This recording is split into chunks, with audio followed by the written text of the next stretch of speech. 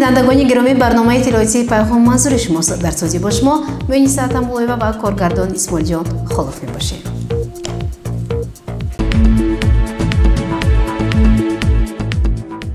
در مقامات اجرایی حاکمیت دولتی شهر پنجکند وابسته به دستور سپارش‌های اساسگذاری صلح و وحدت ملی پیشروی ملت، پرزیدنت جمهوری تاجیکستان محترم امامعلی رحمان جهت دستگیری شخصانی با کمک و دستگیری نیازمند از جمله معیوبان تدبیرها راه اندازی می‌شوند. ادامه موضوع در گزارش خبرنگاران ما یزدانقل مولانوف و شاهحسین سایلیف. اجرا کننده وظیفه رئیس شهر خالقزاده عبدالخالق هنوز از روزهای اول فعالیت در این وظیفه حفظ اجتماعی اهالی و کمک به نیازمندان را از جمله مهمترین وظیفه برای هر یک راهبر دانسته یک قطار کارهای خیر و عملهای ثواب را راه اندازی نمود. و اینک باز یک تشبس دیگر، باز یک اقدام نیک در سمت دستگیری معیوبان با اشتراک به‌واسطه خالقزاده عبدالخالق راه اندازی شد. اون روز از جمله معیوب گروه یک ساکن محله نوآباد شهر محرم علی و عیادت کرده شده به او عربچه معیوبه تقدیم گردید. در منزل ساکن دی چینار معیوب گروه یک شیرزاد ایگمov نیز خوشنودی از آن داشتند که از با اقدام رهبری مقامات اجرایی حاکمیت دولتی شخصا توجه اجرا کننده وظیفه رئیس شهر خالقزاده عبدالخالق فرزند این خاندان صاحب عربچه معیوبه گردید. چطوری که از مدیر بخش حفظ اجتماعی اهالی مقامات اجرایی حاکمیت دولتی شهر عبدالحمید سعیدوف معلومات گرفتیم، تنها در ماه دکبر با معیوبان شهر دیهات با 20 نفر نیازمندان عربچه معیوبه تقدیم کرده شد. در جریان سپردن عربچه معیوبه نماینده‌های مقامات اجرایی حاکمیت دولتی شهر پنجکند و رهبران علایده کارخانه تشکیلات از سیاست اجتماعی حکومت جمهوری تاجیکستان شخصا اساسگذار صلح و وحدت ملی پیشروی ملت پرزیدنت جمهوری تاجیکستان محترم امامعلی رحمان اندیشه بیان داشته تاکید نمودند که طبقه نیازمند جامعه از جمله شخصان معیوب تنها همیشه در مد نظر رهبریت عالی کشور، ولایت و شهرنایی‌ها قرار داشت و امروز هم قرار دارد.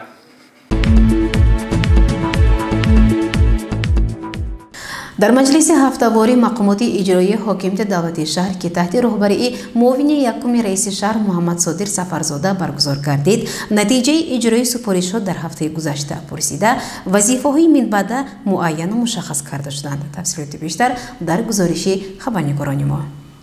در مجلس هفته‌واری مقامات اجرایی حاکمیت دولتی شهر که آن تحت رهبری معاون یکم رئیس شهر محمد صادق سفرزاده برگزار شد، نخست سربیمار شهر پرسیده اجرای سپارش‌های از 14 دکبر سال روان سپرده شده پرسیده شد. بعدا توجه به وضع اجرای نقشه انداز کرده تاکید گردید که وضع امروز بهبودی می‌طلبد و مسئولان باید سرچشمه‌های نوی غنی ساختن بودجه را جستجو دریافت و مورد استفاده قرار دهند. در جلسه با مسئولان شعبه اقتصادیات و صنعت مقامات اجرایی حاکمیت دولتی شهر سپرده شد که فعالیت کارخانه‌ها را جدی تحلیل و تدبیرهای با جای نوی کاری تامین دادن اهالی پیوسته در مد نظر گذاشته شود. بعدا محمد صادق سفرزاده از رهبران مؤسسه نگهداری راه‌ها و کارخانه خواجگی منزلی کماندلی طلب نمود که با مسئله آبادی راه‌ها، خاصه راه‌های پروتکلی، تازگی شهر، ذخیره ضروری موادهای ضد لغزش بیشتر دقت دهند.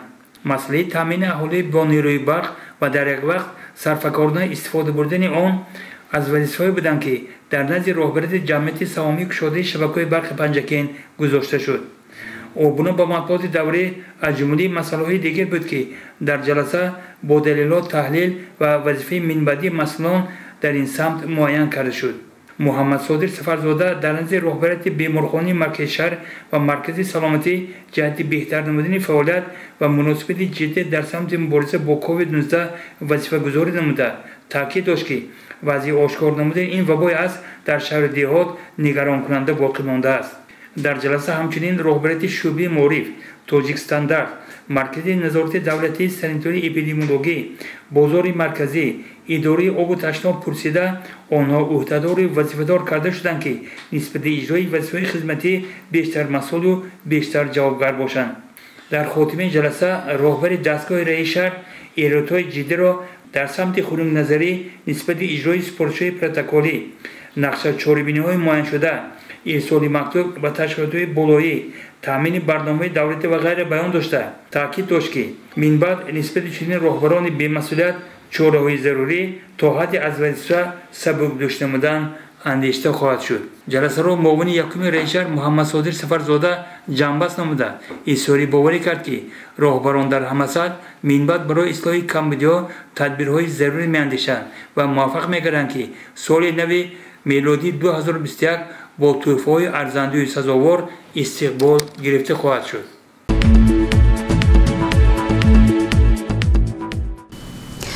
برنامه را ادامه می‌دهیم. در دوره تطبیق لایحه رشد تحصیلات عالی در دانشکده آموزگاری تاجیکستان در شهر پنجکند همایشی وسیع برگزار گردید. توجه نمایید به گزارش دیگری برنامه.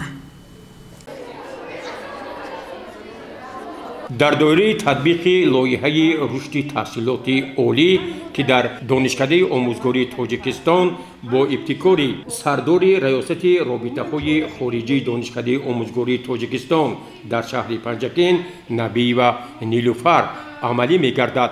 در تالار کلان مؤسسه تحصیلات میانه عمومی رقم 71 شهر پنجکند در موضوع نقش زن در جامعه یک مشورت وسیع برگزار گردید. مشورت را نایب رکتور دانشکده آموزگاری تاجیکستان در شهر پنجکند نامزد علم‌های پداگوژی فاطمه سرایزاده حسنی آغاز بخشیده مقصد و مرام این همایش را به حاضرین شرح و ایضاح داد. سپس در این مشورت سردار ریاست رابطه‌های خارجی دانشکده آموزگاری تاجیکستان در شهر پنجکند نیلوفر نبی و به حاضرین مقصد و مرام تطبیق این لایحه را در سمت بهتر نمودن صفت تحصیلات و اختصاص کسبی دانش دختران در دانشکده آموزگاری تاجیکستان در شهر پنجکند به طور خیلی مفصل توضیح داد.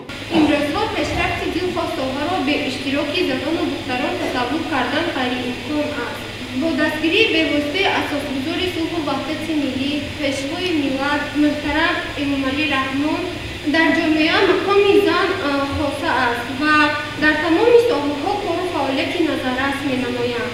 باعث افتخار است که سرور دولت مهنت زنان و دختران را قدر کرده نسبت فعالیت ایشان نظر نیک دارند و اندیشه و افکار قابلیت استعداد و صداقت و جسارت هر یک نفر را درک می‌کنند. با باوری میتوان گفت که امروز زن تاجیک با خیرت آفریدگاری، مهر و محبت، صمیمیت، تمکین و صبر، عفت و اخلاق حمیده، تربیتگری و بنیادکاری، نیروی بزرگ و سازنده جامعه را راهنمایی کرده میتواند. این است که نقش سازنده زن مادر در جامعه ما اعتراف شده مسئله‌های راه معرفت و آبادکاری‌ها را همیشه فراز و تابنده بیان می‌گرداند.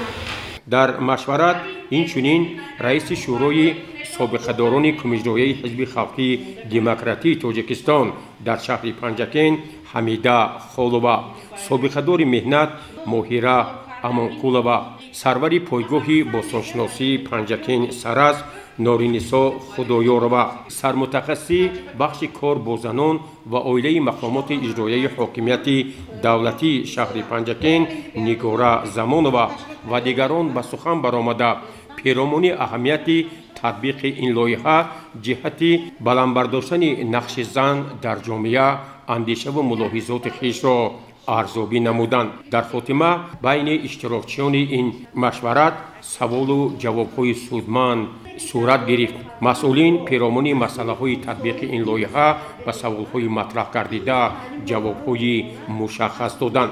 در خاتمه از طرف رهبریت دانشکده آموزگاری تاجیکستان در شهر پنجکند با آنهایی که در تطبیق این لایحه سهم ارزنده گذاشتند افتخارنامه‌ها و تحفه‌های ریاست دانشکده در یک فضای تنتنوی سپریده شد. گزارش عباس همراه‌ساده، خیام جورایف از مؤسسه تحصیلات میانه عمومی رقم 71 شهر پنجکند.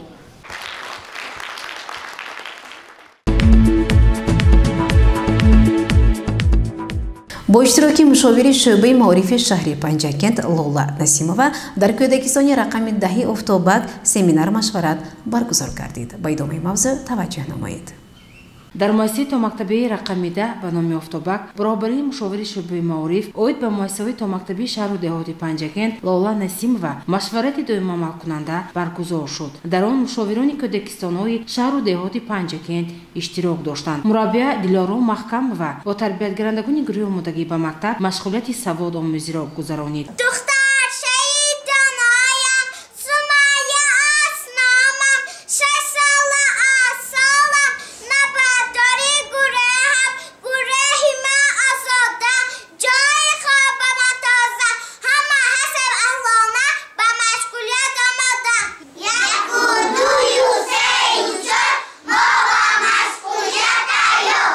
سپس مربی دلارو محکمова مشغولیت نو آواز و حرف د را گذاشت و طرز درست تلفظ حرف د را به تربیتگرندگان نشان داد.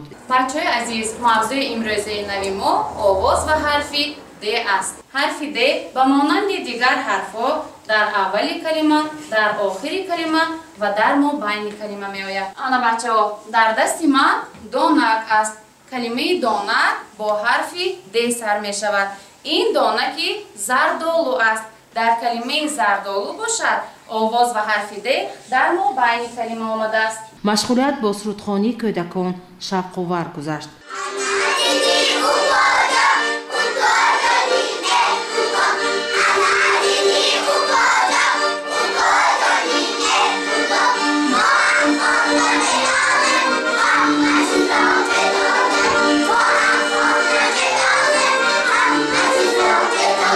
شناسایی با فیگورهای گئومتری چونین نام داشت موضوعی نو که مربی جوان و لایقتمند ملکه حامدова در گروه کلان گذرانید. در مشغولیت عیانیت‌های دستی ساخت مربیه استفاده گردیدند.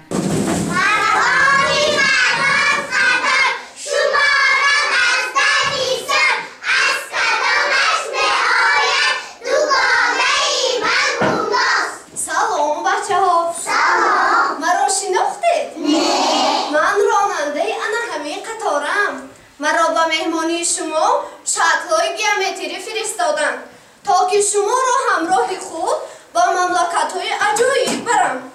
اوه راننده اپا، چه خوب شد که شما آمدید. ما نیز می‌خواستیم با شکل‌های گئومتری شناس شویم، چون که موضوع امروزه ما شناسایی با شکل‌های گئومتری میباشد. خیلی خوب، خیلی خوب. پس بیایید من شما را با مملکت‌های عجایب که شکل‌های گئومتری نام دارد میبرم. بچه‌ها شما با سیاحت کردن آماده اید؟ بله. این طور که باشد همه با کرسی‌های خود محکم‌تر میشینید، قامت‌ها و پایه‌ها را راست کرده تصمیم‌های بی‌خطری را میگذارانیم و با سیاحت آماده میشویم. بچه‌ها ما مملکت‌های شکل‌های گئومتری آماده رسیدیم. این مملکت به ما نه آنقدر شناس است، برای همین ما باید در اینجا هوشیار و دانا و با دقت باشیم. بچه‌ها بیایید سیرگشت کردن گیریم، ما با کی بول میخوریم؟ به مابین نگاه کنید بچه‌ها. از نزد ما شکلی سه‌کنجه برآمد. سه‌کنجه نیز یکی از شکل‌های گئومتری میباشد. بیایید با او از نزدیک شناس میشویم. سلام سه‌کنجه خواهر. سلام ملمه جان. سلام بچه‌ها. سلام. خوش آمدید با مملکت ما. از کجا فهمیدید که نام من سه‌کنجه؟ از شکلتون. بله از شکلتون فهمیدیم، چون که شما از سه کنج به سه طرفی برابر عبارت هستید. بچه‌ها بیایید کنج‌های سه‌کنجه را شمارید. 1 2 3. طرف‌هایش چی؟ 1 2 3. آفرین، شما درست قید کرده. من سه‌کنجه نام دارم. در گروه میانه باشد مربی نادره عبدالله‌زاده در مشغولیت خود طرز آماده کردن درخت ارچه را با شیرش به کودکان نشان داد. همه ورق‌های سفید را به پیشمون میگذاریم، شکل بریده شده ارچه را میگیریم، به شکل ارچه شیرش میمالیم و در میانه جای ورق سفید ارچه را میچسبانیم. در وقت شیرش کردن ما باید به قاعده‌های بی‌خطری رعایت نماییم.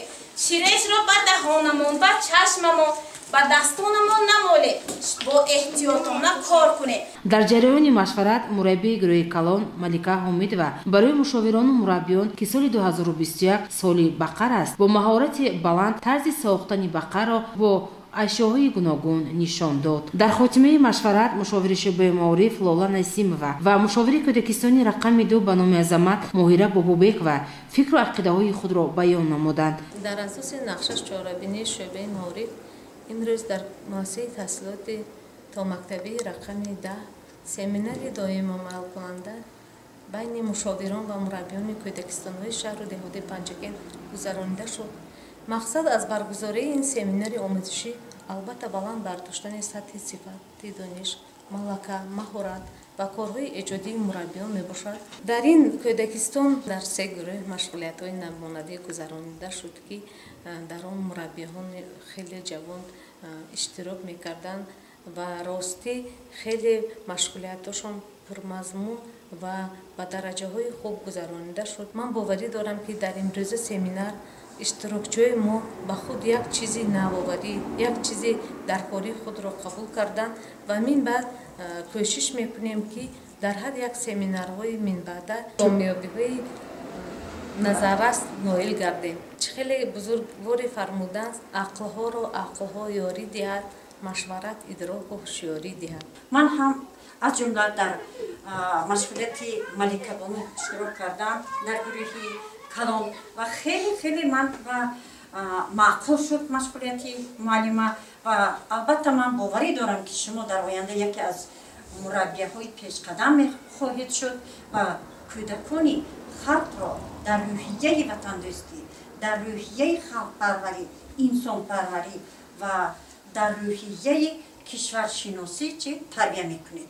کودکان نسل‌های آینده و امیدبخش ملتند. مدیر کودکستان رقم 10 به نام آفتابک نادر اعظمقل و کوشش می‌نماید که مربیان مشغولیت را وابسته به طلبات زمان و اصول فعال تعلیم ثمرانو گذرانند. گزارش دلشاد حلیم و از مؤسسه مکتب رقم 10 به نام آفتابک. بینندگان گرامی، یادآور میشم که شما برنامه تلویزیونی پیغام را تماشا میکنید.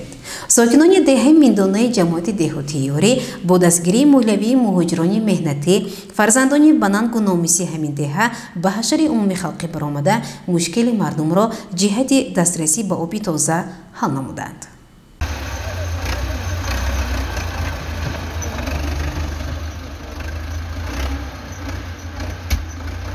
همت بلندار که مردان روزگار از همت بلند به جای رسیدند.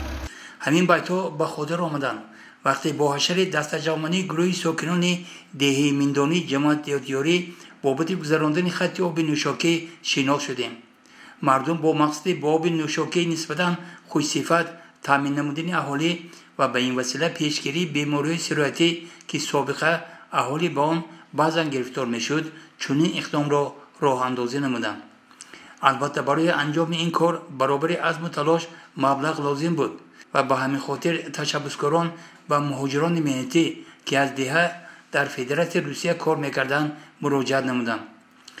از جمله مهاجران حاجی عبدالحبیب، حاجی مزایدین و نیکروز با دیگر فرزندان دهه که عین حال در خارج از وطن کار میکردند مصلحت کرده تصمیم گرفتند که دست جمعانه البته کمک میرسانند. مهاجران به قول خویش صادق مانده مبلغ ضروری را ارسال نمودند و آغاز یافت نبض بنیادکاری و کوشش بهر با آب مصفا تامین نمودن اهالی. در این مورد رئیس محله سفرمراد یوسفوف با افتخار از فرزندان مهاجر دهه میندانه اندیشه بیان داشت.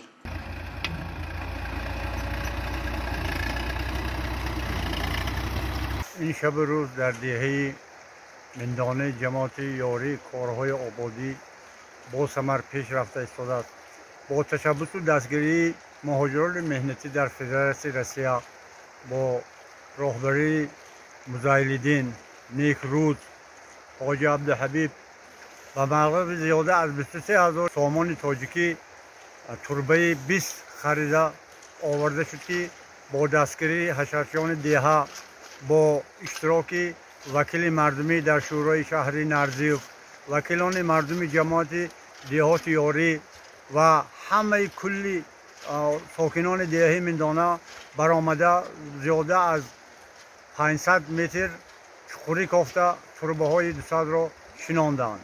پیشتر در دهه ما که کسلی های به مانند ورجه، گرده، تربا دیگر نمودی کسلی ها بود. پس از گذراندن همین آب که ما دوام آن را امروز به ترتیب در آورده ایستادیم خیلی هم کم شده است.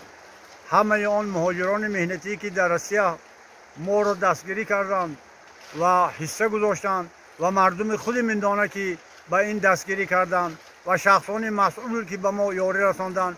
من از نام ساکنان دهه میندانه به همه آنها سلامتی، بردباری در کارهای آیندهشان موفقیت ها تمنا دارم.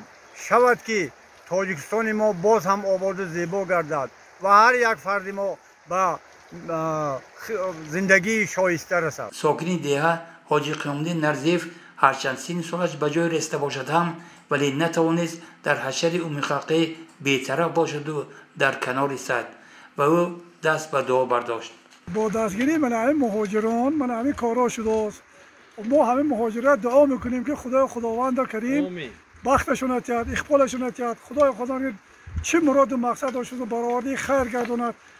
فرزند طلب خداوند فرزند اتیاد، بخت طلب خداوند بخت اتیاد. همین کاری که تشبث کردین خداوند که دستگیری آخرتشان شود و چه نیت مرادی داشته برآورده خیر گرداند. با هر کاری که همت بسته گردد اگر خوری بود گل دسته گردد. تاکید می نماید شاعر. مردم ده میندانی جماعت دیوت یاری نیست که طبیعتا سخاوت همتی بلند دارند. این مراتبه هم با کوشش دست جوانه از سوی زیدی رخشان طول قریب 1 ماه با مسافه 500 متر خط قبر نو شنونده با همین باز یک مشکلی سکران را آسان نموندند و مقصد گذاشتند که منبت هم همین طور دست هم میگیرند، همین طور گرده هم میآیند، همین طور از یک گریبان سر میبرارند و ثابت میسازند که آنها با بیت‌های زیر صادق بودند و امروز هم صادق هستند. بنی آدم اعضای یکدیگرند که در آفرینش یک گوهرند. چو عضوی به در آورد روزگار دیگر عضوها را نماند قرار.